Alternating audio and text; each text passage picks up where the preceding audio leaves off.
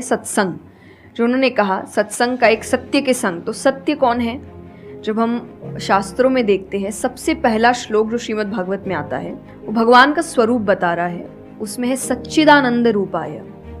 सच्चिदानंद का मतलब होता है तीन चीजें मिलकर बनती है, वो है सत, चित और आनंद। जो ये तीन चीजों को जीवन में समझ लेगा सही से, उसने भगवान को समझ लिया, क्योंकि भगवान का रूप ही सच्चिदानंद है। तो सबसे पहला है सच, जो कहा गया सच की राह पर चलो। हम इतनी छोटी छोटी बातों पे झूठ बोलते हैं कि हम किसी से मिलने जा रहे हैं और हम घर से भी नहीं निकले, अरे 5 मिनट, अरे सिग्नल पे खड़ा हूं, अरे बस पहुंच गया, अरे क्या हो गया। वो 2 बातें तो सुनाएगा ना सिर्फ कि तुम समय लेकर नहीं आए, पर हम इतनी इतनी सी बातों में झूठ बोल रहे हैं। ये हमें लगता है कि कोई बड़ी बात नहीं, पर ये बहुत बड़ी बात है कि आप इतना भी सच का सामना नहीं कर सकते। और फिर हमें लगता है कि हम लाइफ के जो प्रॉब्लम्स है उसका सामना कर लेंगे, खुद के सच का तो सामना कर नहीं पा रहे हैं। जिंदगी का सच सामने आएगा तब तो बैंड ही बज जाएगी पूरी, क्योंकि वो कठिन है। जिंदगी आसान नहीं है, किसी के लिए नहीं, भगवान के लिए भी नहीं हुई। आप राम जी को उठाइए, कृष्ण जी को उठाइए, जब तक यहाँ रहे कोई सुखी नहीं रहा। तो सुखी तो कोई नहीं रहा यहाँ पर। आपको सुख खुद ढूंढना पड़ता है, आपको अपना जीवन खुद निकालना पड़ता है अपने चॉइसेस को लेकर। तो इसीलिए पहला सत है। दूसरा चित है, अवेयरनेस।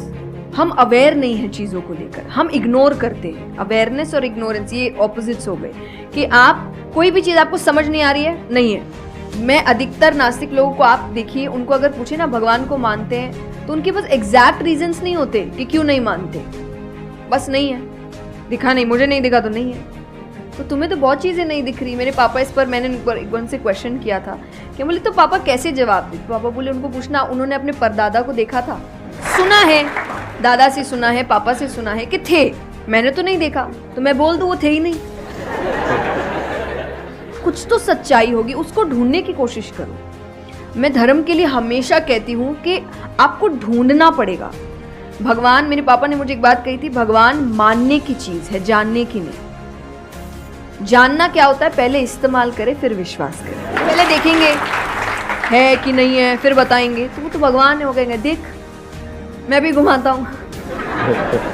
वो भगवान है भाई। उनको अगर आप बोलोगे कि मेरे सामने आ, मुझे दिखा तू है कि नहीं, तो बोलेंगे घूम, नहीं दिखाता, कभी नहीं हुई, नहीं जा। तो भगवान मानने की चीज है, मानो वो अपने आप जना देंगे वो कहाँ है। तो भगवान के लिए माना गया कि पहले आपको मानना पड़ता है, दैट इज सरेंडर, कि मैं मानता हूं, मैं इसीलिए पढ़ रहा हूं। अधिकतर लोग अभी पढ़ क्यों रहे हैं, जान क्यों रहे, गलत साबित करने के लिए।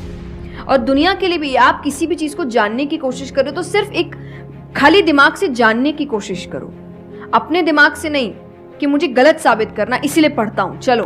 तो फिर आपका दिमाग सीधा उस गलत बात पे ही जाएगा कि देखो मैंने तो बोला ही था गलत है। और उसके आसपास कितनी अच्छी बातें लिखी होगी आप देखेंगे नहीं, पर आपको जो बस साबित करना है, आप उस लोग सुनते भी आजकल इसीलिए है। मैं कथा में एक बात कहती कि बस आजकल कथा ही बची है सुनने वाली चीज, वरना आप कहीं भी 2 लोगों को देखिए वो बोलेगा मैं बोलता हूँ, नहीं मैं बोलता हूँ, नहीं मैं बोलता हूँ। दुख देखिए किसी के, प्रॉब्लम्स को एक बोलता है अरे मेरी जिंदगी अच्छी नहीं चल रही, अरे मेरी उससे भी खराब है। आप किसी से मदद भी कहाँ मांगेंगे कि वो एक दुख सुनाओ वो 4 सुनाता है, तो क्या ही मदद मांगे कि तो मेरे से दुखी है, तू मेरे से और 500 रुपए रख भाई। ये तो लोग हर वक्त कोई सुनना नहीं चाह रहा, और सुन भी रहे हैं तो इसीलिए कि ताकि बस मैं बोल सकूं, कि ये खत्म करे, बस जल्दी से चुप हो ताकि मैं बोलूं। तो ये बंद करिए। भगवान ने अर्जुन की पहले पूरी बात सुनी थी, एक बार भी बीच में इंटरप्ट नहीं किया, उसकी पूरी बात सुनी। क्यों? तभी वो आंसर ठीक से कर पाएंगे। अगर आप बीच में हर चीज में इंटरप्ट करेंगे, लोगों के ओपिनियंस में इंटरप्ट करेंगे, तो आप उनकी बात को नहीं समझ पाएंगे। जितना सुनेंगे उतना सीखेंगे, क्योंकि बोलोगे तो वही जो आता है, पर सुनोगे तो कई बार ऐसी चीजें पता चलेगी जो नहीं पता, जो नहीं आता है। और आनंद का मतलब एक्चुअली परमानेंट हैप्पीनेस होता है, जो आपको भगवान के साथ ही मिलता है, कि आपको किसी की जरूरत नहीं है, बाकी सब कुछ टेम्पररी है। और टेम्पररी खुशियों के लिए भगवान ने अर्जुन को लड़ने के लिए इसलिए नहीं बोला था कि देखो राज्य मिल जाएगा, खुशी मिलेगी, पैसा मिल जाएगा, नहीं। एक परमानेंट हैप्पीनेस थी कि मैंने अपना काम अच्छे से किया, उसके लिए लड़ो।